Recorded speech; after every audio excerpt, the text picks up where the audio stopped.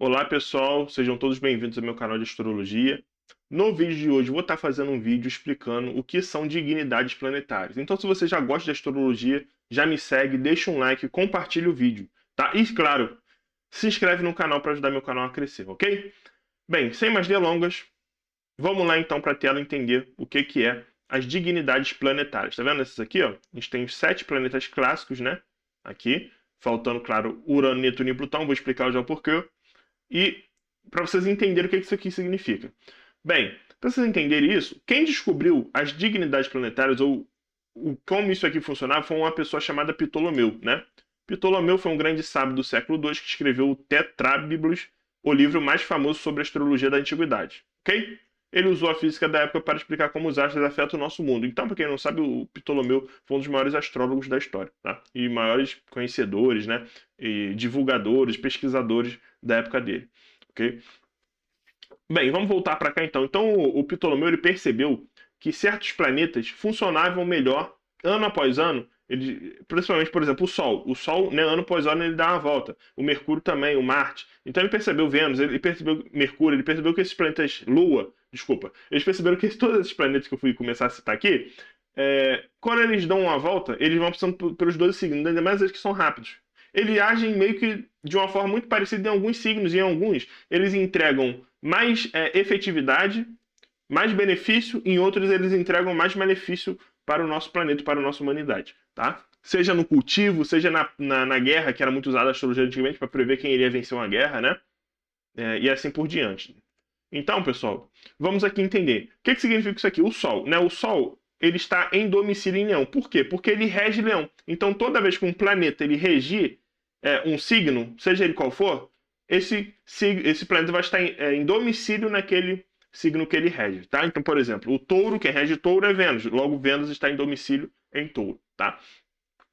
Já em exaltação, que é o Ares, eu sempre dou explicação. Basicamente, exaltação, ela é boa ela é quase tão boa como domicílio, mas não é igual. Então o Sol ele fica muito bem em domicílio. Em exaltação é como se você fosse aquela visita que te trata bem, te dá uma comida boa, te dá uma cama para você dormir. Mas sempre vai ser melhor a sua comida e sempre vai ser melhor normalmente você dormir na sua cama. Quem já foi para casa de alguém sabe o que eu tô falando, né? É sempre melhor você ter a sua caminha para dormir. Então é basicamente isso. Então o Sol ele funciona bem em Ares, mas ele funciona muito melhor em Leão, ok? Já queda significa que o Sol não funciona muito bem em Libra, tá? Mas não é tão péssimo assim. Já em Aquários, que é o contrário de Leão, ele funciona pessimamente, correto? Por quê? Porque essa questão de domicílio e exílio já é fácil. Por exemplo, você vai falar, cara, quem rege o Sol? Leão. Quem é o oposto de Leão no mapa? Aquários. Logo, o Sol ele vai estar em exílio em Aquário. E sempre vai ser assim para todos os planetas, tá? Esses 7 aqui principalmente, ok? Então, Lua, mesma coisa. A Lua, ela rege Câncer, então ela está em domicílio em Câncer. E ela está em exaltação em Touro, então funciona bem em Touro, mas não tão bem quanto Câncer. Já que ela fica em queda em Escorpião e exílio em Capricórnio, porque Capricórnio é o contrário de Câncer. Então, assim, pessoal, essa é a premissa básica para vocês entenderem, tá?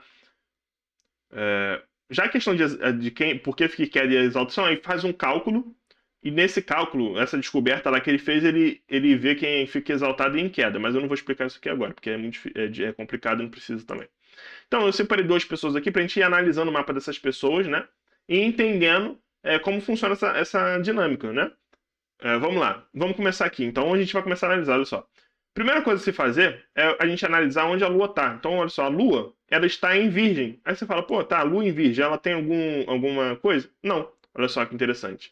A Lua ela não tem nada em Virgem. O que isso significa? Significa que essa Lua é neutra, né? Ela é uma Lua que, ela por si só, não vai nem ser boa ou ruim. Mas ela vai depender também, ela vai trazer sua energia normal, mas ela vai depender de outros pontos. Por exemplo, conjunção aqui com Urano, aspectos negativos com Marte e Vênus. Isso aqui vai influenciar nessa Lua, tá? Outro ponto aqui que eu queria fechar com vocês também é que isso aqui não é 100% conclusivo se seu planeta vai funcionar ou não. Às vezes só vai apontar mais desafios, tá? Ou benefícios, mas não significa que vai ter vida fácil ou difícil, tá? Porque você tem que analisar outros pontos no mapa, eu sempre falo isso. Então a Lua a gente já viu que não tem nada, né? Como eu falei, Urano, Netuno e Plutão, eles não estão nessa lista porque na época do Ptolomeu ele ainda não tinha descoberto esses planetas, então ele não fez uma lista para esses planetas. e esses planetas foram adicionados depois regendo outros signos, tá? Então, por exemplo, o Escorpião, ele é regido por Marte, mas também é regido por Plutão, né? São dois. Então a gente não faz essa troca. A gente não utiliza essa tabela para esses três planetas lentos. Vamos continuar aqui então. Júpiter está em Gêmeos. O que a gente tem que fazer? A gente tem que ver, cara, será que Júpiter ele tem problema com Gêmeos? Aí se procura, ó, Júpiter rege Sagitário e Peixes. Aí Câncer fica bem, Capricórnio não fica tão bem. Já quando chega em exílio, que é o péssimo, ele não se dá bem com Gêmeos. Mas por que ele não se dá bem com Gêmeos? Porque se você atravessar o mapa, você vai ver que quem está do outro lado, quem é a oposição de Gêmeos, é Sagitário. E Júpiter rege Sagitário. Ok? Então, esse Júpiter aqui, por si só, ele já tem um grau de desafio a mais para você se vivenciar na sua vida, para tentar desbloquear, melhorar essa energia, tá? Porque vai ser um Júpiter mais trabalhoso. Ele pode trazer outros problemas, tá, para você, como falta de oportunidades, falta de dificuldade de expandir sua vida nas suas áreas, ok? Então, é basicamente essa a premissa. Aí vamos para outro planeta para vocês entenderem, né? Pulo Plutão, pula Netuno, vamos para Mercúrio. Mercúrio em Touro. Vamos ver como Mercúrio em Touro. Ó, não tem nada sobre Touro, sobre Mercúrio, então neutro. Marte é em Peixes, né? Cadê Marte? Aqui, ó. Mano, Marte também não tem nada em Peixes, então também é um planeta neutro. E Vênus em Peixes, a gente vai ver aqui, Vênus em Peixes. Tá vendo? Ó? Vênus em Peixes, exaltação. Então, a Vênus ela funciona bem, ela gosta do pisciano, né? Então a lógica é basicamente essa. Você fala, pô, Max, mas só o planeta está bem alocado, então, domicílio, por exemplo, isso significa que é anulado retrogradação, é anulado conjunção com outros planetas, aspectos? Não. Na verdade, eu diria que talvez seja um equilíbrio entre você entender que o planeta tem algo bom e tem algo ruim. Na astrologia, normalmente você não vai anular, né? Bom com mal e vai dar neutro. Normalmente você vai ter o bom e o mal. Então, por um lado você vai ganhar, por outro lado você vai perder. Você não anula as coisas, tá? Não é matemática. Eu tenho um, te devo um, fica no zero. Não. Você tem um e me deve um. Aí você tem que resolver comigo e continuar com o seu um, entendeu? É basicamente assim. Então, acho que vocês entenderam. Vamos pro próximo aqui, só pra vocês se familiarizar. Vamos lá. Sol em Sagitário. A gente vem aqui, Sol não tem, é neutro em Sagitário. Ok. Mercúrio em Sagitário.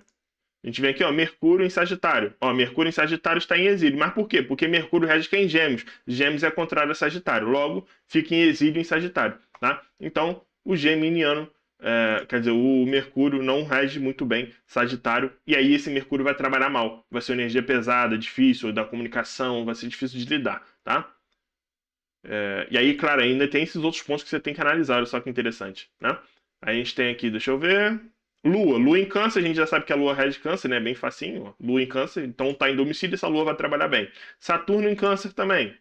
Então Saturno em Câncer, se eu não estou enganado, isso aqui é Câncer. Saturno em Câncer, pessoal, tá em exílio. Saturno rege Capricórnio, né? Se você atravessar o mapa, ó, quem tá lá em cima? Capricórnio, fazendo a divisa aqui com Câncer. É uma forma até fácil de você saber, tá, pessoal? É só você falar assim, cara, esse planeta aqui rege qual signo? Aí você olha. Tá, esse planeta rege tal signo. Vou ver onde está se esse planeta está no opositor dele. Se tiver, tá em exílio, assim você descobre fácil. Então, o Saturno não funciona muito bem aqui em Câncer. Aí vamos para Marte em Áries. Marte em Áries, a gente já sabe que Marte rege Áries. Ó.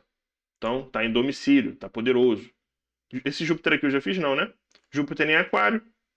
Ó, Júpiter em Aquário não tem nada, correto? E Vênus em Aquário, vamos lá. Também não tem nada em Vênus de Aquário. Perfeito, então eles ficam neutros, né? Então, pessoal, vamos fechar aqui. Entendendo. Nossa, acabei perdendo o raciocínio, eu ia falar uma coisa e esqueci. De qualquer forma, o que é mais utilizado pelos astrólogos, tá? É exílio e domicílio, ok? Eu falei também de exaltação e queda, mas eles não são tão utilizados. Por quê? Porque quando a gente é astrólogo, a gente começa a estudar, a gente percebe que existem milhares de formas de você ler um mapa. Você pode ler com protagonismo dos planetas, dos signos, usar estrela, usar asteroide demais.